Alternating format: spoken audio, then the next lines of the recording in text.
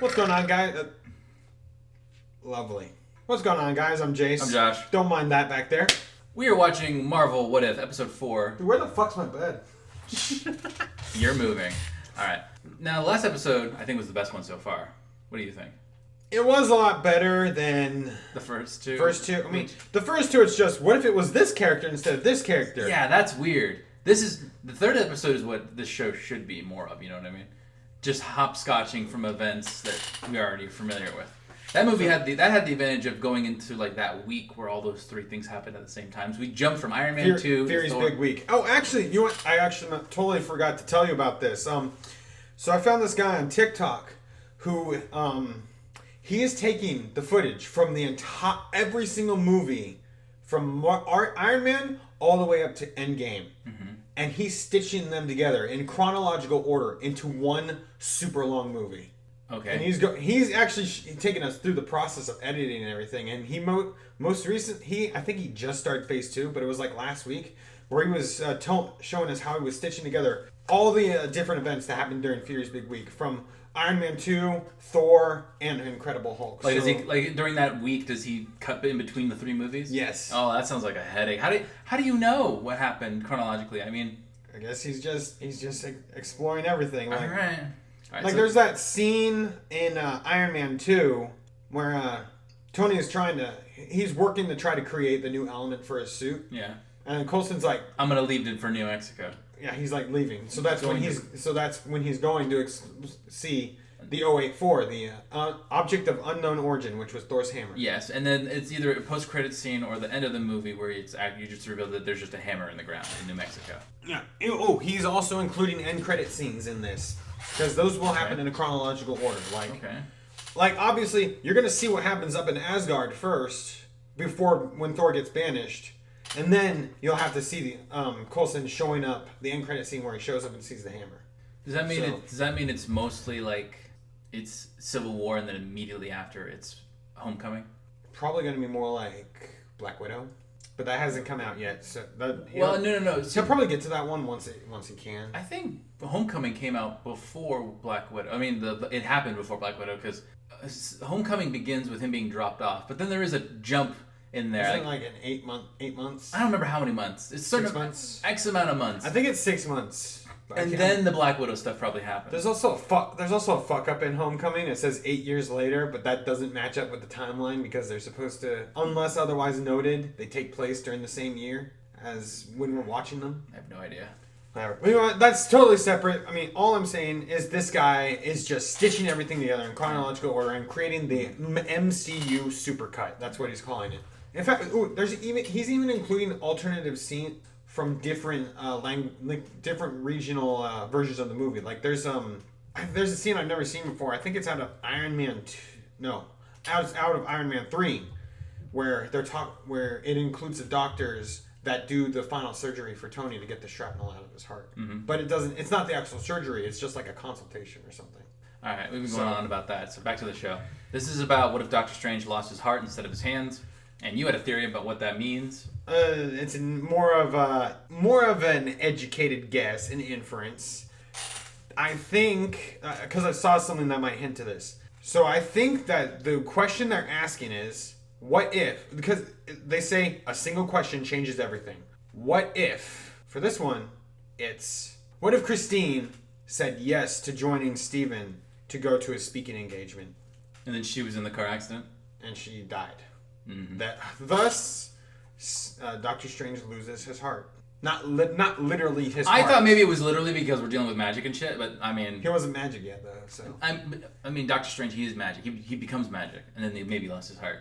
Everyone learns to handle magic. You know what? It doesn't matter. You know what? I'm not even going to get into it. I'm not that much of a Marvel fanboy. I love the movies, but I've never read the comics. I don't know anything like what the public opinion is in this episode, because some of these episodes, it's not very consistent with how much we enjoy it. You know what I mean? So I wonder what the public opinion is on this one. So let's get into some crazy shit. How crazy would it be if like they introduced a character who we haven't even met yet? Like what if there's Mephisto finally? Or Dormammu comes back. Dormammu. He makes a deal with Dormammu. He's like, hey, you bring back my girlfriend, I'll fucking let you take over the world. I'll be a shitty Sanctum owner. You can have it. Okay, you know what? I got too many ideas running in my head. I'm a little nervous to watch this episode to see what happens. But I know it's not going to be canon, but still. Benedict Cumberbatch? Is he actually going to be in this? Oh, Patreon exists. Patreon is a thing, yes. All right, let's go. Yeah.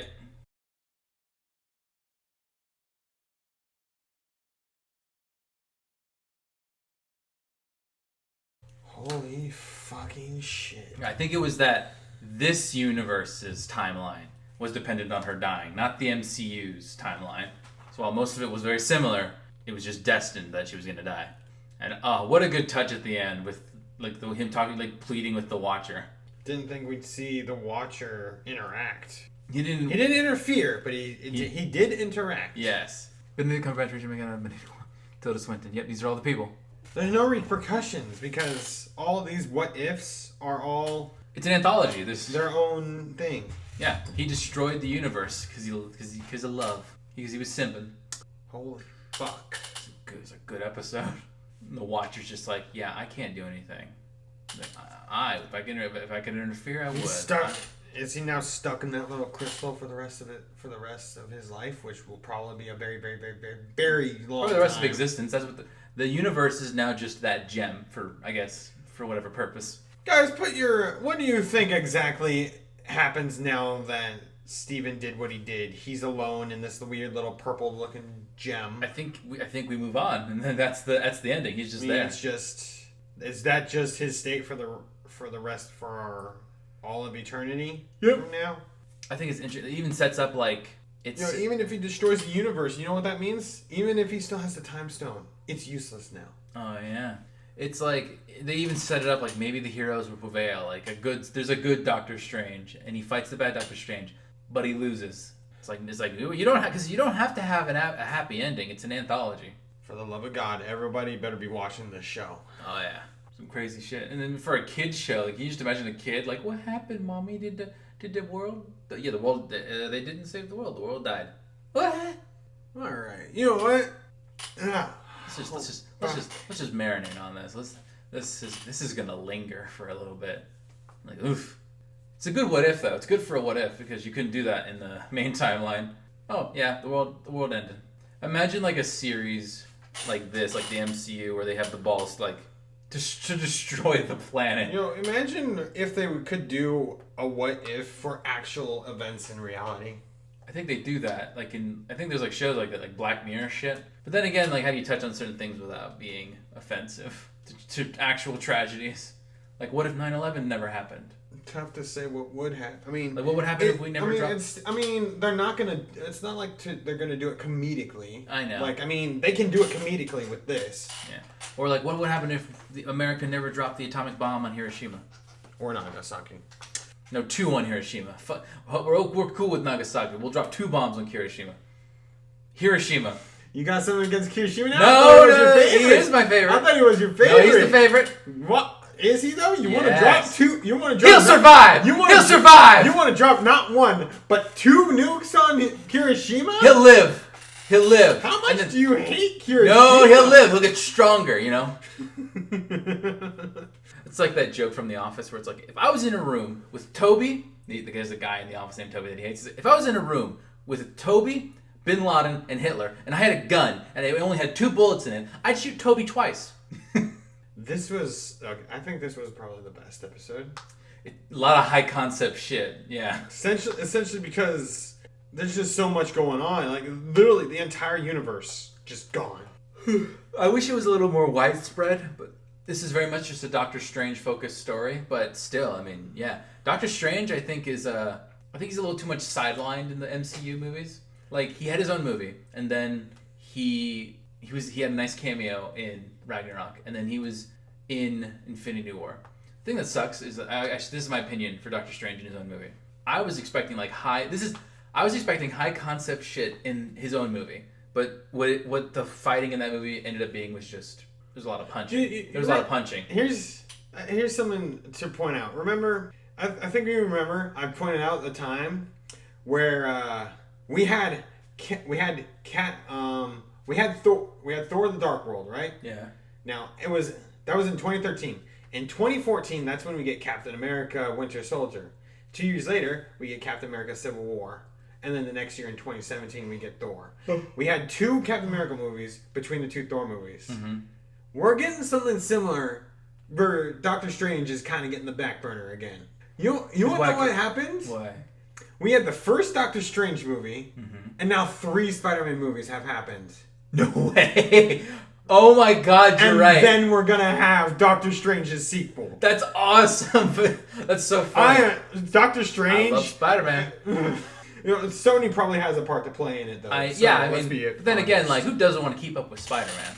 I mean, we've already had Maguire and Garfield, so do we really need to have one so soon? I mean, here's my thing, in my opinion, because of the popularity. Okay, let me rephrase that. We do want Spider-Man. It's just he's in the front so much. It's like, there's other heroes, right? How is it that we love Spider-Man that much?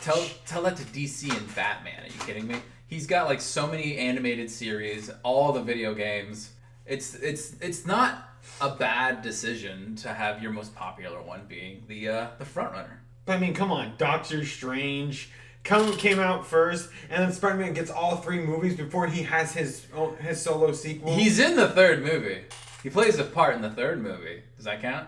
I assume he's going to play a big part because he seems to be more in it, so to speak. Mm-hmm. So yeah. Oh my gosh. Okay, back to what I was saying. In the first Doctor Strange movie, too much punching, not enough magic. And then in Ragnarok, Infinity War, and Endgame, I'm like, okay, cool. That's how he should be fighting. And then this, like, yeah, that's the high concept shit I wanted from the first Doctor Strange movie. The most high concept that first movie got was him just talking to Dormammu. What are the Marvel animated series again? What? The animated series about Marvel heroes. Because I know there's footage of Doctor Strange based off of the death battle against Dr. Fate. Yeah, there's Doctor Strange has kind of like his own animated thing, but it's like a one-off. And then there's Avengers. There's Avengers: Earth's Mightiest Heroes. That's really good. And then there's Avengers Assemble, which sucks. Avengers: Earth's Mightiest Heroes. Earth's Mightiest Heroes is the good one. It's got to be in Disney Plus. It is. It is. Might have to check that out. Anyways, okay, I think we've been talking for too long enough. All right. Anyways, hope you guys enjoyed the video. Just remember that the full length is on Patreon. Pledge $1. I can't say anything else. Patreon exists. It's a thing. Yeah. I hope you guys Patreon is a thing. Hope you guys enjoyed. I'm Josh. I'm Jace. We'll see you guys in the next one.